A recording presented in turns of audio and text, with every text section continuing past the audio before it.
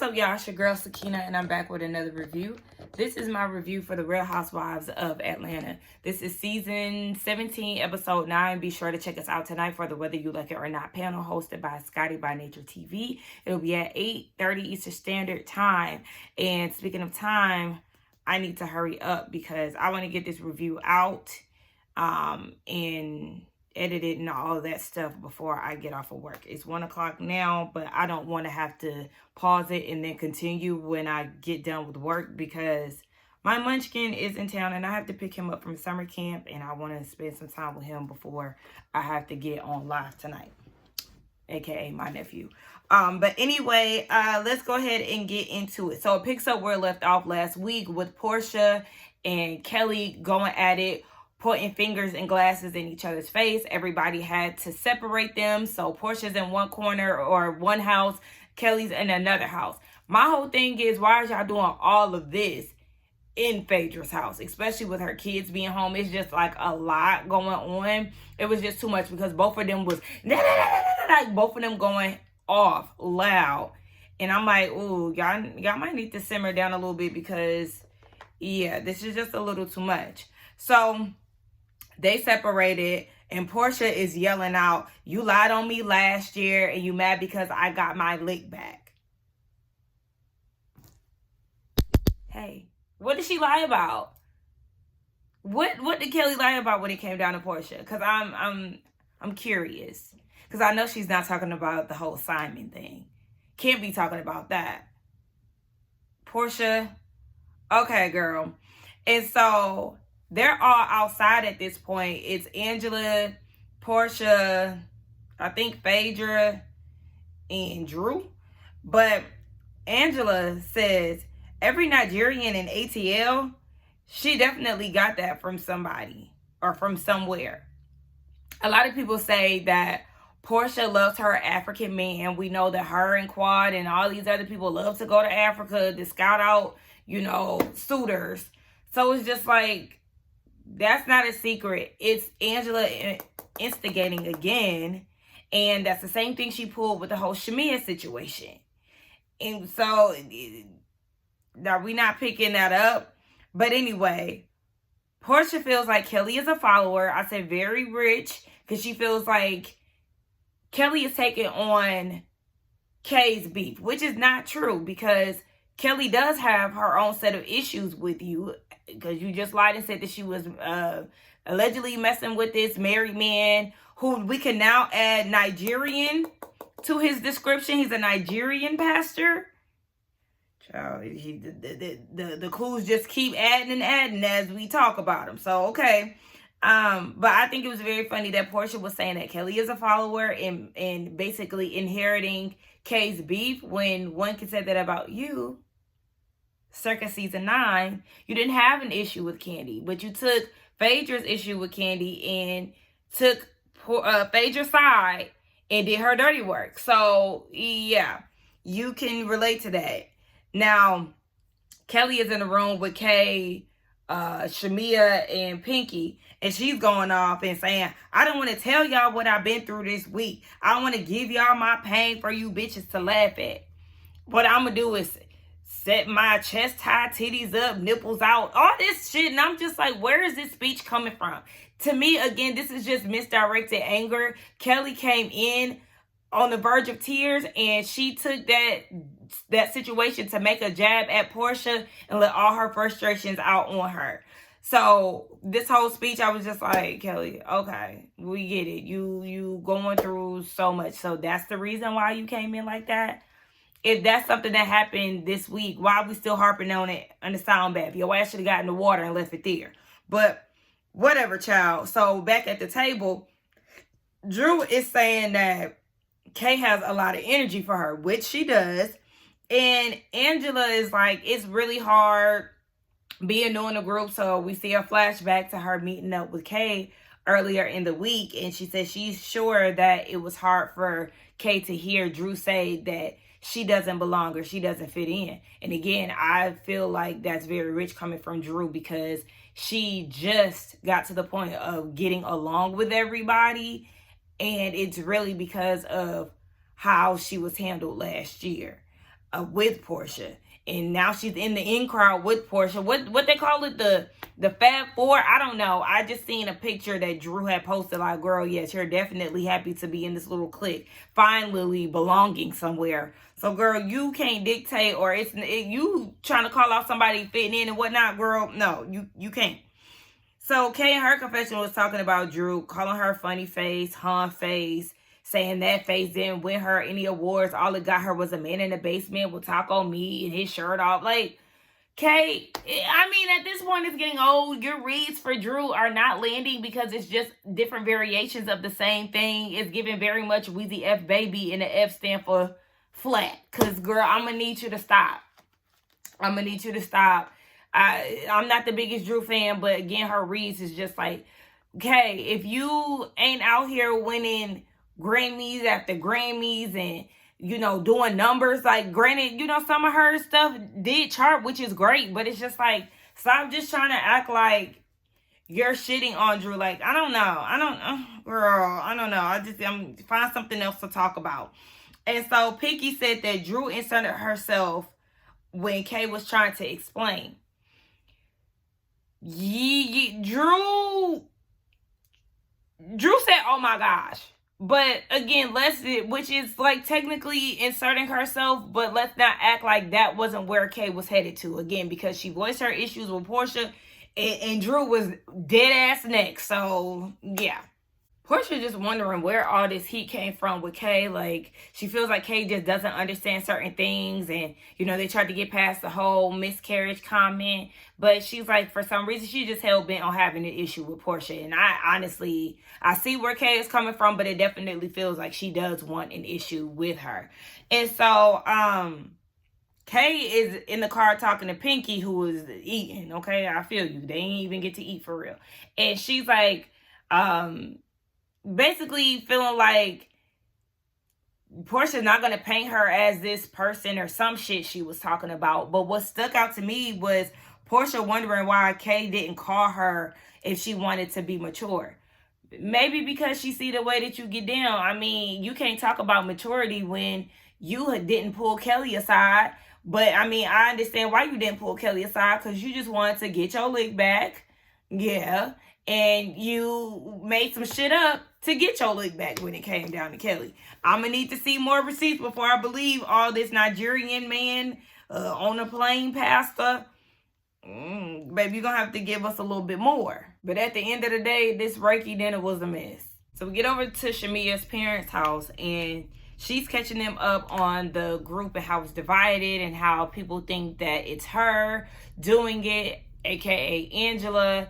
And I will say, during the scene, or during Phaedra's event, from what we seen, nobody was pointing any fingers at Shamia. But in Dallas, yes, it was definitely going that route. And so she was like, it just doesn't feel like a sisterhood and things. And so we already know that her and Angela are going to talk towards the end of the episode.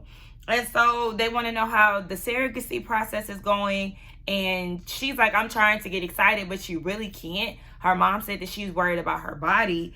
And Shamia saying that they have one girl embryo, one boy embryo. That embryo is very strong, but she can't really bring herself to get excited because they've had other instances where the egg was strong and it just did not take. And so she's very nervous.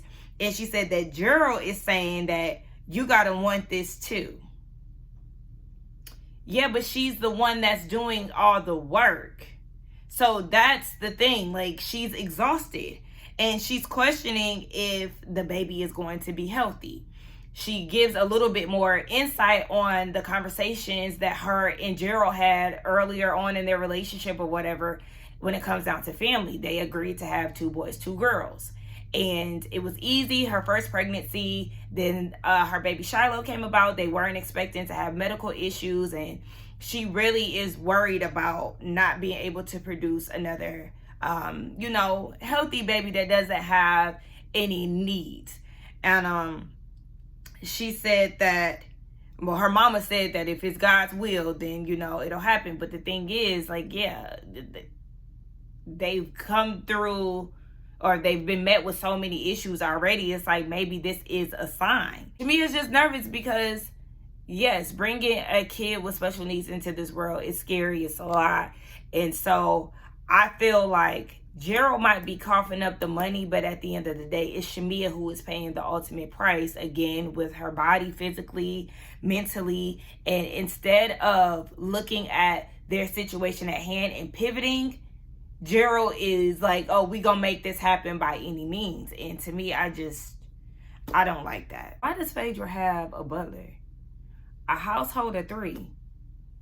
And you got a butler? I mean, the house is big, but I don't know. It just gave fake and forced to me. Was I the only one who was like, girl, what is this? Okay.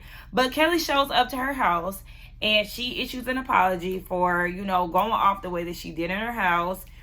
And I was cracking up when Phaedra was like, are you wearing a bra today? Which she was not. And she said in her confessional, Kelly's titties are like a sweet chariot. They hang low. But anyway, Kelly did say that she does take accountability for some of the things that she did with Porsha, but they're just not on one accord. They're not going to be friends, and that's just that. She mentioned again her having a heavy week, and so Phaedra was like, girl, what do you got going on? Okay, what do you have going on?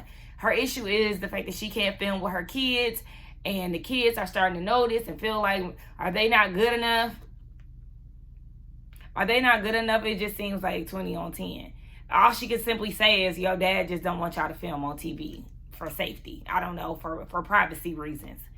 Because, you know, you got to be smart when it comes down to wording with kids. Just say, for privacy reasons, your dad doesn't want you all on TV. Like, okay, just simple as that. I don't know. I just feel like she's stretching this, not filming with the kids thing out a little too far. Phaedra was like, well, I could tell you, I could give you some advice when it comes down to filming with the kids. And then she hops on to saying even when they get married. And then they start talking about how Kelly needs to get married, which led into Jarvis. I was so confused because it just did not, like, the flow of the conversation seemed like they wasn't on one accord when it came down to it. Was I the only one who felt like that? We get this cute scene with Pinky's daughter at a photo shoot. She is so cute, and I loved when Cynthia came in and did a few shots with her and getting her together with her poses. Oh my gosh, it was so cute. And then Angela brought her daughter, who was just at Fashion Week. Like, oh my gosh, the girls are so cute. I love it. So, yes, it's Pinky, Cynthia, and Angela, and they're filling Cynthia in on what happened after she left Phaedra's Reiki event. And she was confused because she felt like all she saw was Porsha being nice to Kay. And so that whole thing is really just throwing her off. I said, now, if you want to be filled in and you hear Pinky talking, I don't want no accusatory statements about her being rowdy and her being people's spokespersons, because y'all asked her the same way Porsha asked how Shamia and Kelly were feeling about sleeping in the pool house. So yeah, I said, please, let's not do a redo of Dallas with asking Pinky what was said and then flipping it on her. Anyway, they talked about how Porsha and Kay has issues, and also how Angela and Shamia has issues. They're all trying to get the group back together and on one accord and everything. And so Pinky is like, I mean, can I be honest with you? You my friend now. Angela, you do be investigating. Thank you. Yeah. You be investigating, and they was basically saying, well, Pinky, you can too. Not as much as Angela. Angela is the new charade. She likes to stir the pot and everything else. And Pinky said that she talked to Porsha, and they did a flashback. Pinky, hey, you got to allow people room to talk, like Cynthia told you in Dallas, because that was crazy. That was a whole lot. And I was like, how you going to ask her a question and then consistently cutting her off? No, ma'am. Like, I would not want to talk to Pinky. I don't like when people be doing all of that. So Cynthia is leaving it up to Pinky and Angela to go off and have these side conversations and try to get the group back together. Kelly went and got some new veneers. Her new man Jarvis paid for them. It was $70K. Shamia went up there to be with her or whatever. And all I'm going to say is this is extremely performative. Her new man, he's performative as fuck. Why did he send 2 bouquets of flowers to the dentist office, along with a chain that has a picture of her children?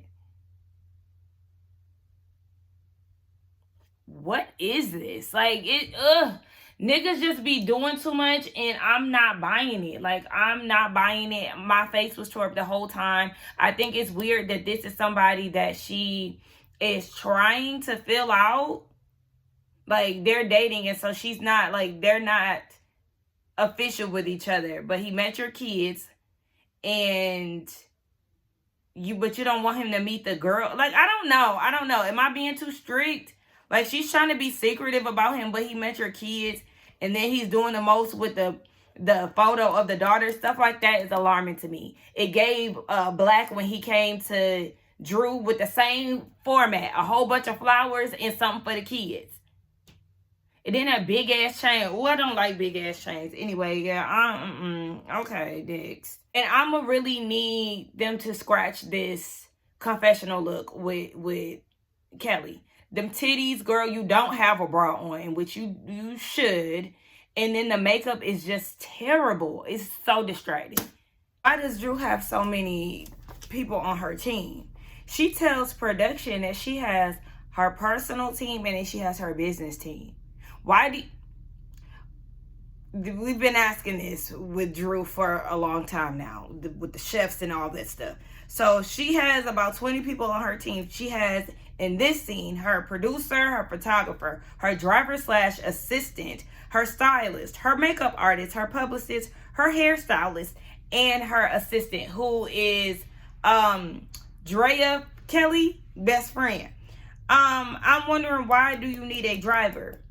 And speaking of driver, the driver/assistant and the hairstylist is beefing. They start arguing about the driver not doing his work. He said that he's playing assistant. And if y'all noticed, the publicist was like, yeah.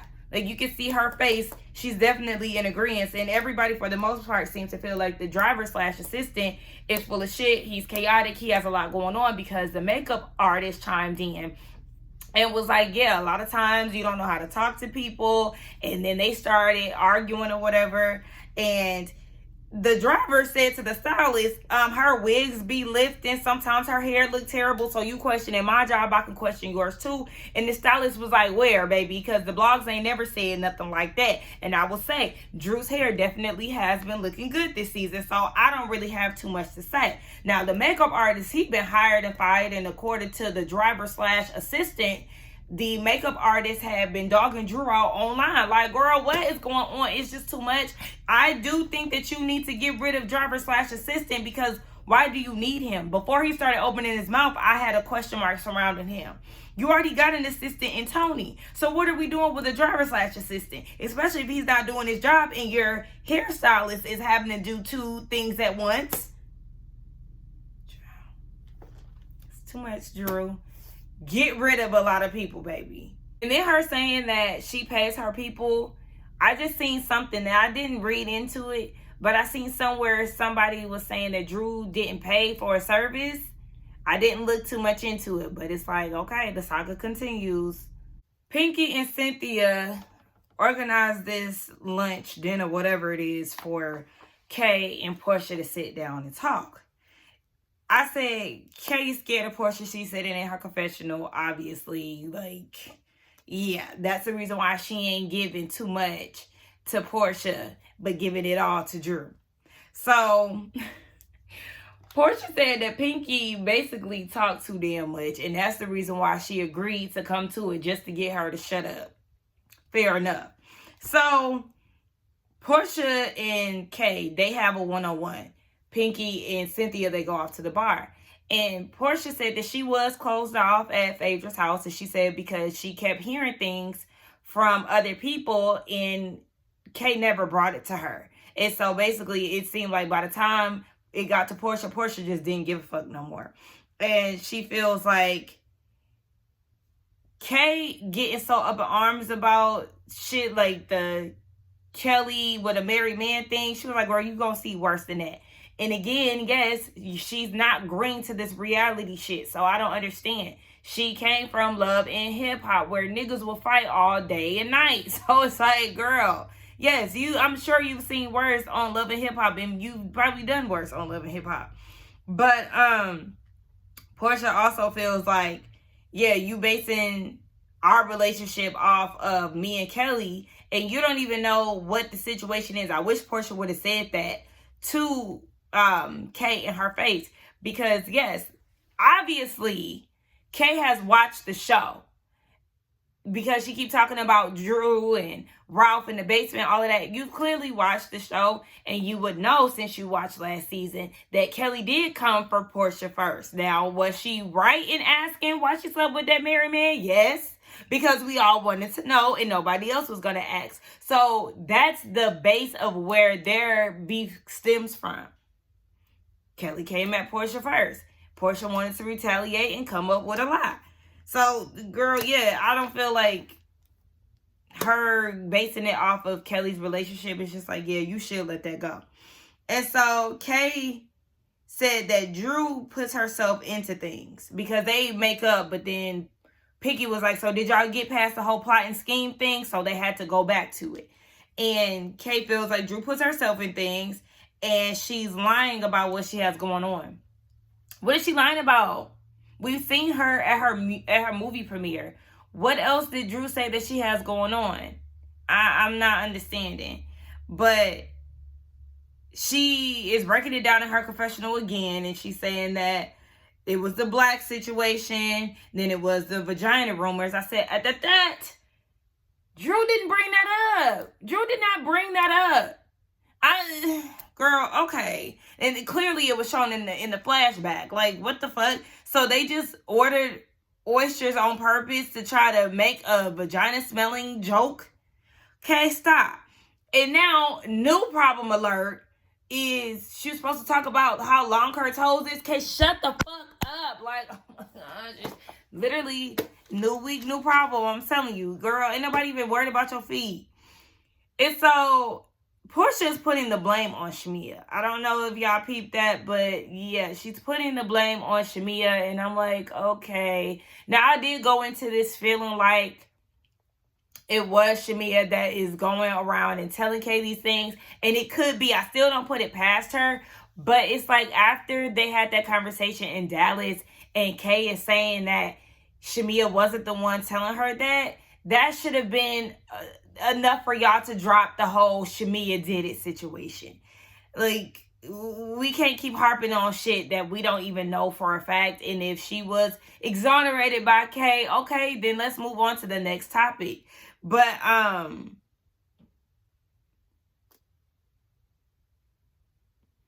Kay is now saying that Drew is the head of the snake. Basically, so what? Because you didn't talk to Drew, now all of this is on her? Give me a fucking break. Okay, so the last thing is Shamia and Angela meeting up, and it is extremely awkward. Like, they didn't even really know how to start the conversation. But basically, Angela wants to get down to their issues. Shamia is like, I thought that we were cool, but, you know, basically you just sometime it's real hot and cold, and then we get to Dallas and you accuse me of starting a mess, and after Kay told you that I wasn't the one who was telling her these things, you still were adamant about it being me. Okay, yes. And Angela is like, why are you always trying to be the victim? No. Shamia's right. Shamia's right with this. And so, Shamia was like, you also said that you have this gift of discernment. And Angela was like, yeah, I do. And she was like, well, you need to use that discernment when it comes down to them houses that you got, also with the relationships that you have within this group. Yeah, I agree with Shamia again. And Angela says that she's not bothered by Shamia, but Shamia always brings her up, and all Angela does is respond. Shamia in her confessional is confused because she feels like, why is Porsha and Phaedra getting a pass, but you can't seem to forgive me? Again, Shamia is right, and that ties back into her discernment with the ladies in the group. You can be friends and buddy and kiki and all this shit with Phaedra and Porsha when you feel like Phaedra has something to do with bringing cheating rumors about your husband on camera, and you heard Porsha say that she would fuck your man, which are things that you're clearly still not over because you're continuously throwing jabs and throwing shade at Porsha in regards to that. And yet we see you being super buddy with them on camera. Yeah, it got you looking crazy, especially because, yes, I forgot who mentioned that. I think it might have been Scotty, when they mentioned that you went and gave the award to Porsha last year too after that. So it's like, yeah, you going around kissing Porsha ass looking a fool. Now Angela brings up the whole Shamia and Porsha thing, and it's like, did you bring up the reason why me and you have issues to Kay? And Shamia was like, no. But at the end of the day, you were stirring the pot and saying this and that when it came down to Shamia and Phaedra. I mean, Shamia and Porsha. We've already talked about that, so it's just like, okay. Angela feels like Shamia isn't taking accountability for her part in Porsha and Shamia's relationship. But Shamia keep asking y'all to stop bringing that up. And that's the thing. Y'all are not respecting her wishes, because honestly, Shamia is not even talking about Porsha this season. She's really trying to just stay neutral, and it sucks because it looks like at the end of the mid-season trailer, it looks like they are going to go at it about their mom. So it's just like a continuous thing that really doesn't even need to continue, because we know that they're just not friends. So then out of nowhere, Angela feels like Shamia is conjuring some type of energy, and she feels like she's conjuring either Porsha or Candy's energy. What? What are you talking about? Just like Shamia said, you don't even know Candy. But then Angela goes as far as saying that Shamia wants to be Candy. You're weird. You're weird as fuck for that, Angela. You're weird. You don't know Candy. I don't know why you bringing her up. It makes you look lame. It makes you look like a fan. Talking about the Shamia want to EGOT. Like, what is all of this? Then trying to attack Shamia for what she does for a living. Let's talk about the Hawks. Let's talk about the Falcons. Why are you hanging around for so long? So you questioning why she hasn't left a job? Maybe it's something that she enjoys. And if it doesn't bring a lot of money in, which Shamia said it does, if it doesn't bring a lot of money in, okay, she can still do it for the love of doing it, because she really doesn't have to, because her man got a lot of money. So it's just weird. It's weird, Angela. You was losing. The reads was not sticking. Like, you usually quick with it, but I'm sorry. Shamia had you bothered to the point where you couldn't even get your reads off right. Like, it was weird. She even went as far as saying that she's self-made and she doesn't have to lay on her back for money. Angela, baby. No.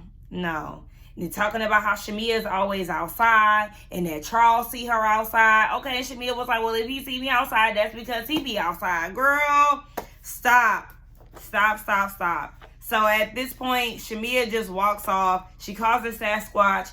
And Angela said in her confessional that Gerald is Sasquatch. But that was the end of the episode and the review. Y'all let me know what y'all thought about it. I think that Angela displayed extremely strange behavior here. Like, her bringing up Candy, it did give a fan. Like, I didn't like that at all. I don't like how everything is starting to shift over to Shamia, because it just seems like Shamia and Drew are easy scapegoats for certain situations, and it's just like, it's getting old. Find something else. I'm tired of Kelly. And I don't know, child. Kelly just getting on my nerves. Kay, you scary girl. You don't have the same energy for everybody. And what else? Yeah, that's about it. Y'all let me know what y'all thought about this episode. I think it was pretty good. Don't forget to tune in tonight for the Whether You Like It or Not panel, hosted by Scotty by Nature TV at 8:30 Eastern Standard Time. Do not forget to like, comment, subscribe to my channel, hype the video, and I will see y'all tonight for the panel. Bye.